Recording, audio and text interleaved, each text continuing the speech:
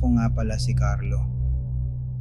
Ibabahagi ko ang isang nakakakilabot na kwento mula sa aking panahon bilang aide de camp para sa isang sekretary ng gabinete noong 2006. Isang normal na trabaho sa pangangasiwa ng konstruksyon ng SC-TEX.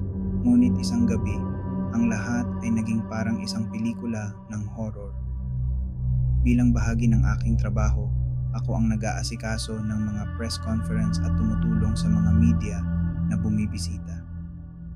Isang araw, inatasan akong ipakita ang paligid sa isang maliit na crew. Isang reporter na si Sandra, ang cameraman niya, at ang kanilang driver. Habang naglilibot kami sa construction site, nakilala ako ng cameraman mula sa isang Halloween episode ng MGB na ipinalabas 2 linggo bago ang kanilang pagbisita.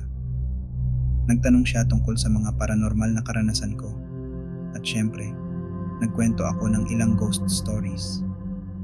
Nang matapos ang tour at pauwi na kami sa hotel, biglang nagtanong ang cameraman na sa totoo lang, hindi ko na matandaan ang pangalan. Pwede ba tayong pumunta sa abandoned hospital? Tumawa ako at sinabing, pasensya na, pero ayoko nang bumalik doon. Pagdating namin sa hotel, inimbitahan ko sila mag-dinner at mag-inom sa Copas Bar ng Holiday Inn Clark. Habang umiinom kami, muling nangulit ang cameraman. Sige na, isang mabilis na stop lang. Kukunan lang namin ng video, tapos aalis na tayo. Pati ang driver, sumali na rin sa pangungulit. Dahil sa kanilang pagpupumilit at ayokong maging killjoy, napilitan akong pumayag, pero nagbigay ako ng kondisyon. Hindi kami papasok sa ospital. Mga 1:00 na ng umaga at nagsimula ng umulan. Lalo pang pinatindi ang malamig na simoy ng hangin. Saglit lang ang biyahe papuntang abandoned hospital. Mga 3 minuto lang mula sa hotel. Pero paglapit namin, may kakaibang pakiramdam na bumalot sa akin.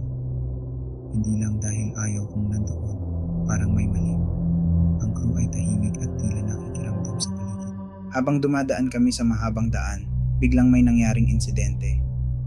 Bago pa kami makalapit sa lobby, isang malaking sanga ng puno ang bumagsak sa harap ng pick-up truck namin.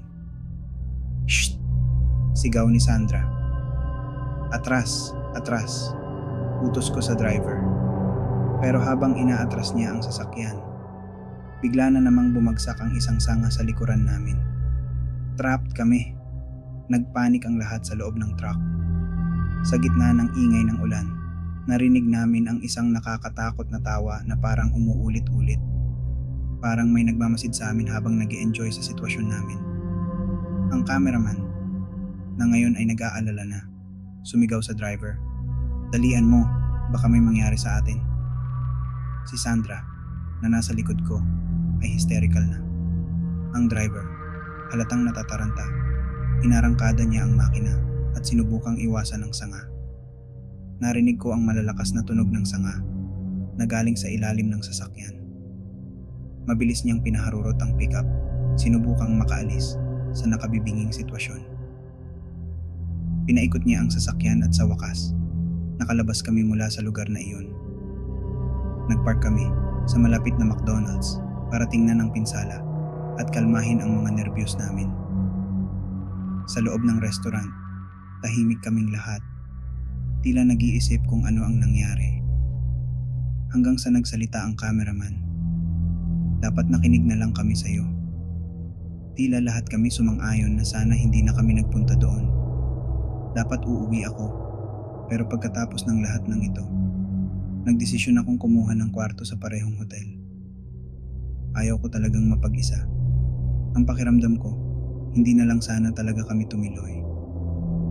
At yan ang kwento ko tungkol sa isang gabi na naging hindi ordinaryo at sobrang nakakakilabot.